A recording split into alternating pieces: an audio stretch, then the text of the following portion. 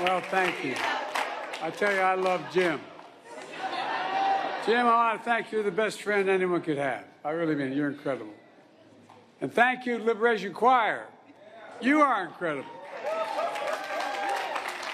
You know, you captured the spirit of what St. Augustine of my church said. He said, singing is praying twice. Yes. Well, you're praying 4 times. Now, I apologize for my back. Stand there and you're chilly. All right. Oh, God love you. No, Jim, as I said, you're one of the best friends anybody could have. You're a student of history, teacher of history. This museum of history is one of your dreams.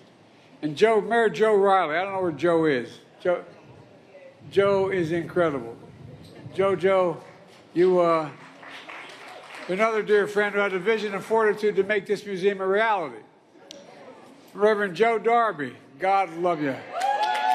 Thank you. Thank you for your friendship and your fellowship. And Dr. Tanya Matthews, who's just part of the official delegation, I took a trip to Angola because we're starting something major in Africa, and I wanted her to come along. I want to thank you very much and your fellow leaders here at the museum, including one of the great American landscape artists, Walter Hood, who makes work here studying breathtaking. I'd like to also thank 2 outstanding members of my cabinet. Secretary of Defense Lloyd Austin, one of the best appointments ever made in my career.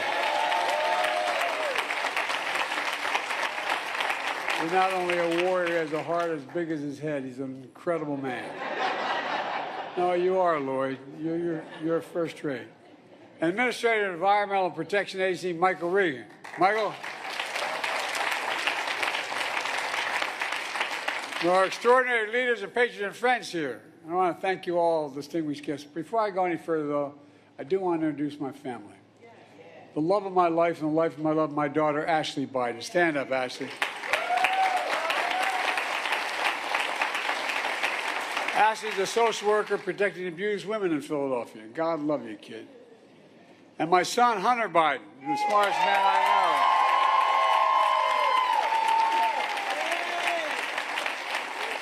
know. And my grandson, named after his uncle, Bo's not here, Bo Biden. And that beautiful lady sitting next to Hunter is his wife. And guess what? She's from South Africa.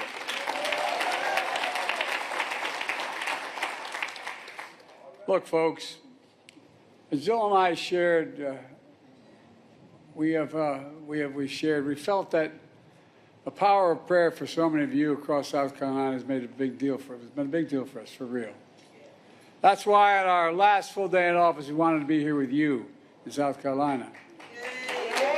We started this morning in church to reflect on the power of faith in God and each other and our democracy.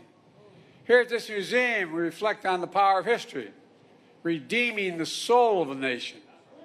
I'm honored to be here and just toured this sacred ground, just as I toured another museum last month in Angola. In the wind and the waves, we could hear them. We could hear them. The young women and men, born free in the highlands of Angola, only to be captured, bound, and forced in a death march by slave traders in the year 1619. The start of a 250 years of slave trade across Africa and the Caribbean to the shores of America. The start of America's original sin. They were baptized into a foreign faith against their will. Their names were changed against their will. Condemned to slave ships bound for what they call the Middle Passage between Africa and America. Many did not survive the journey, and the many who did survive arrived in Charleston, excuse me, Gadsden Wharf, along the Cooper River. When their feet touched this land, iron shackles literally dug into their skin. They were forced to build an 840-foot wharf, the largest single port of entry for enslaved people in American history. And standing here We hear them again in the wind and the waves, their pain, their fear, their anguish. But we also hear something else, their faith to survive, their faith in each other, their faith to hope pass through generations. This museum is so important because it embodies the trauma and the triumph of the African American experience. And it embodies the truth that black history is American history. Black culture is American culture. And while there are those who want to erase history, some injustices are so heinous that they can never be buried, no matter how hard people try. We must know the good, the bad, and the truth about who we are. That's what great nations do. And we're a great nation. We're unique among nations. Our nation is not based on religion, ethnicity, or geography, or some ethnic component. We're the only nation in the world, the only one, history of the world, built on an idea. The idea was we're all created equal and deserve to be treated equally throughout our lives. Standing here, we know we've never fully lived up to that idea. But we've never walked away from it either. From slavery to emancipation, from the Civil War to the Civil Rights Movement, from the reckoning on race today, there's been a long line of black patriots who've helped make the promise of America real for all Americans, who have helped us become the nation we say we are and want to be. And as my presidency comes to an end, I know how it started because of this movement.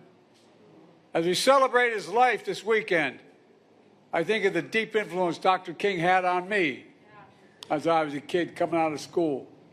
I think about the people I grew up with as a lifeguard in the East, they call the bucket in Wilmington, in the projects.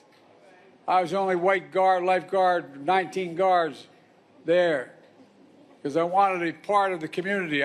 That's the guys I played ball with. East side of Wilmington, there's a guy named Mouse.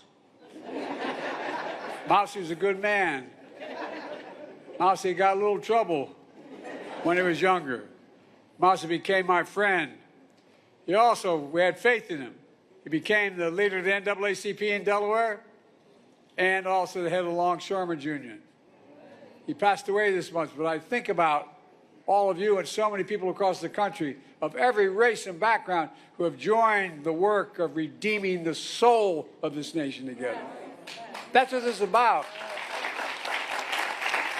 Time and again, I've seen people open their hearts and change their minds and join hands and continue building the America of our shared dreams. I've tried to be a link between our history and our future, between our dreams and possibilities. I had the honor of serving with the first black president, the first woman vice president. Let me say, Kamala Harris is an incredible leader, and I'm grateful for her partnership and the hope and aspiration she represented for so many people. Together we kept our commitment to have an administration that looks like America and taps into the full talents of America. I guaranteed we'd have an administration that looked like America. We had more women in the cabinet, more African Americans, including the first black Secretary of Defense and a man of great honor.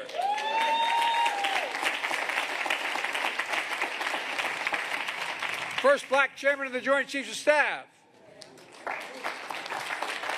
We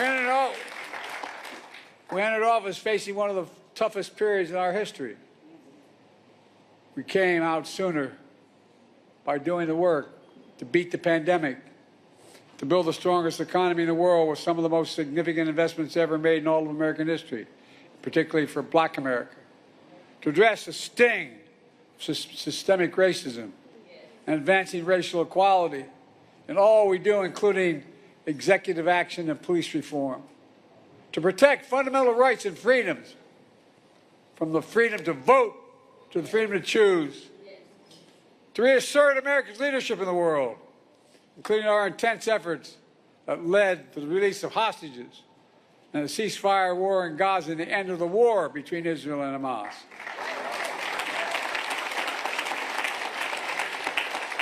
A lot of people said we couldn't do it, but this community knew we could do it. In front of the White House, built by an enslaved people, we celebrated Juneteenth, a federal holiday that I named, and introduced the first black woman on the United States Supreme Court.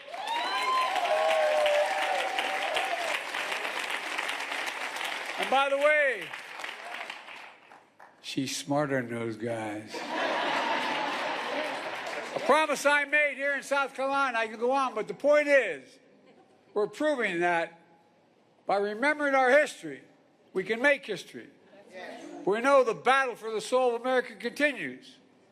In this moment of strength of our institutions and democracy, the presidency, the Congress, the courts, a free and independent press, and yes, our institutions and our communities like this museum, they matter more than ever. To tell the truth of our nation, to stand up to what my dad said the worst of all sins was the abuse of power. And I'm sure everyone gets a fair shot. That's what it's all about. To understand the journey of our democracy is difficult and ongoing, and the distance is short between peril and possibility. But we got to keep going. We owe it to all those who came before us here on these waters, and all those who are going to come after. Folks, there's so much we can do. We've got to stay involved. We've got to stay engaged. Let me close with where I started. My gratitude for all you've done for me. But most of all, for all you've done for our nation. Scripture says, I've been young and now I'm old, yet I've never seen the righteous forsaken. After all these years working alongside you, I have not seen the righteous forsaken. I love you all. I mean it from the bottom of my heart. My family owes you. We owe you. The nation owes you.